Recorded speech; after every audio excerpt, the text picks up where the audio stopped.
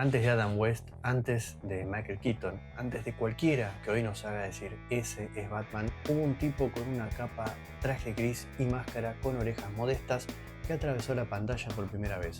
Su nombre, Lewis Wilson, año 1943.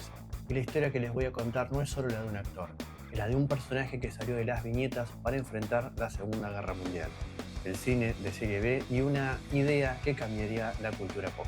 Hola cinomiqueros, ¿cómo están? Bueno, obviamente el Batman Day ya pasó, pero hay muchas cosas del personaje a las que vale la pena hacerles un video, pero por falta de tiempo y por cuestiones de trabajo no pude. Y como todavía tengo pendiente la serie de actores de Superman, se me ocurrió que podría hacer lo mismo con los actores del Caballero de la Noche, pero empezando bien desde el principio, por el primer actor en interpretar al personaje que quizás muchos no conocían en un serial de cine de 1943. Así que hoy les voy a contar la historia completa de Lewis Wilson, el primer Batman en live action. Bienvenidos a Cinemas.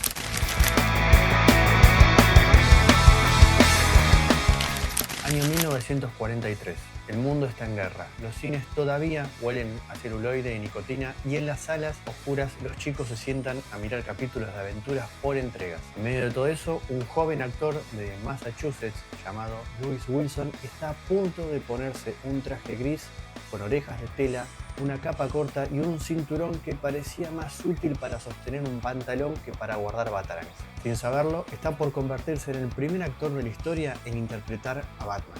Y sí, ese momento es el verdadero comienzo de la historia del murciélago en el cine. Louis y Gilbert Wilson nació el 28 de enero de 1920.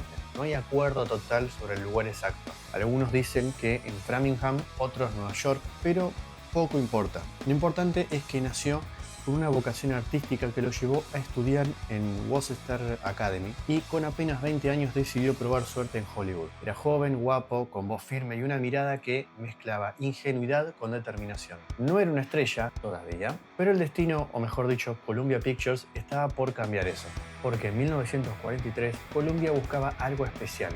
Los cómics de Batman ya eran un fenómeno desde su debut en 1939. El personaje de Bob Kane y Bill Finger había conquistado las revistas pulp y los estudios sabían que el público infantil, y no tan infantil, amaba a esos héroes enmascarados. Así que nació la idea de hacer el primer serial de Batman dirigido por Lambert Hiller, el mismo que había hecho películas de vaqueros y terror con Bela Lugosi. El cine de seriales era un mundo aparte. Eran 15 capítulos de unos 15 o 20 minutos cada uno, proyectados semanalmente. Cada episodio terminaba con un cliffhanger, una situación de peligro imposible, para que el público volviera a la semana siguiente a ver cómo corno salía el héroe de esa situación.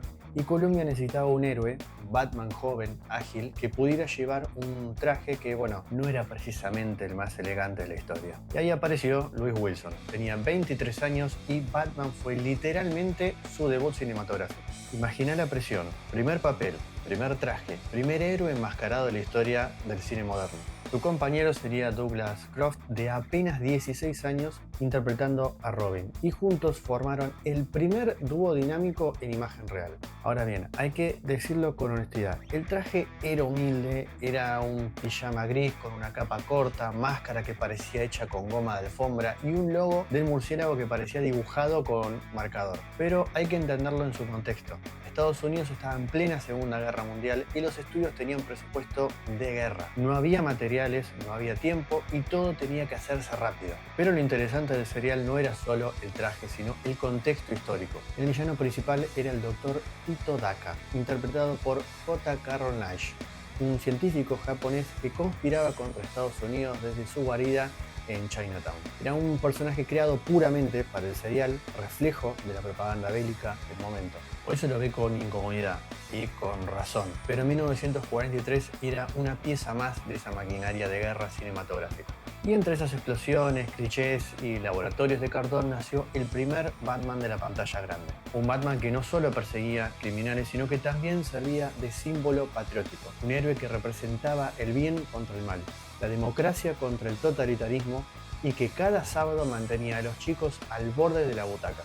Louis Wilson, con ese traje y su tono teatral, era distinto a los Batman que vendrían después. No era oscuro ni atormentado, era más bien un detective enmascarado, un caballero con estilo pulp, heredero del espíritu de Shadow y el Zorro. Y aunque los efectos eran modestos, hay algo mágico en verlo moverse entre sombras falsas y murciélagos de papel colgado. Era el nacimiento de un mito visual. El serial, titulado simplemente Batman, se estrenó en julio de 1943. Durante 15 semanas, los espectadores siguieron las aventuras del dúo dinámico contra Daka y su máquina de rayos mortales. Y aunque suene increíble, de ese serial surgió algo fundamental: la Baticueva. Sí, la Baticueva nació ahí, o al menos se popularizó ahí. En los cómics apenas se insinuaba una cueva o laboratorio secreto, pero el serial le dio forma y nombre. Fue la primera vez que vimos a Batman entrando a su base a través de un reloj antiguo. Ese detalle, hoy tan clásico, nació en 1943. También tuvimos el primer Batimóvil live action. Era un Cadillac convertible de 1943. Era muy simple, no tenía forma que asemejara a un murciélago, ni siquiera era negro, pero aunque no lo crean, era fiel a los cómics, porque el primer Batimóvil también era un auto rojo de carreras con un diseño básico, más parecido a un auto de calle normal que a un auto futurista. Bruce Wayne lo usaba en sus primeras misiones antes de que se le añadieran detalles más característicos del personaje. Con el correr de los años se fue modificando el diseño hasta los que conocemos hoy en día, pero esa es una historia para otro video. Así que, aunque muchos lo vean como una curiosidad olvidada, el Batman de Louis Wilson dejó huellas reales en la mitología del personaje.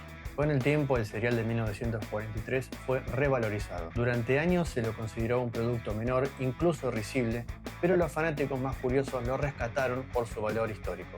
Y es que no solo fue la primera aparición cinematográfica de Batman, sino también el inicio de un género de superhéroes en acción real. Sin Louis Wilson probablemente no habríamos tenido a Adam West, Michael Keaton, Christian Bale o Robert Pattinson. Alguien tenía que ser el primero, y ese alguien fue él. Después del serial, Louis Wilson continuó actuando un tiempo, participó en algunos proyectos de Columbia y luego se unió al Pasadena Playhouse, un teatro muy conocido. En esos años conoció a Dana Natal, una actriz con la que se casó y tuvo un hijo, Michael G. Wilson. ¿Te suena el nombre? Debería. Michael G. Wilson es nada más y nada menos que el productor de las películas de James Bond desde los años 80 hasta hoy. Y el hijo del primer Batman se convirtió en el productor de 007, de Batman a Bond. El legado cinematográfico sigue de una forma tan elegante que parece guión de película. Con los años, Louis se retiró del cine, no alcanzó la fama eterna, no tuvo premios ni grandes titulares, pero tuvo algo más valioso: el honor de haber sido el primero en llevar el símbolo del murciélago en el pecho, el primero en demostrar que los héroes del cómic podían cobrar vida, el primero en poner el cuerpo literalmente a un ícono. Louis Wilson falleció el 9 de agosto del año 2000 a los 80 años. Y aunque muchos no lo recuerdan, su sombra sigue ahí, en cada nueva versión de Batman, en cada reboot, en cada actor que se calza la máscara.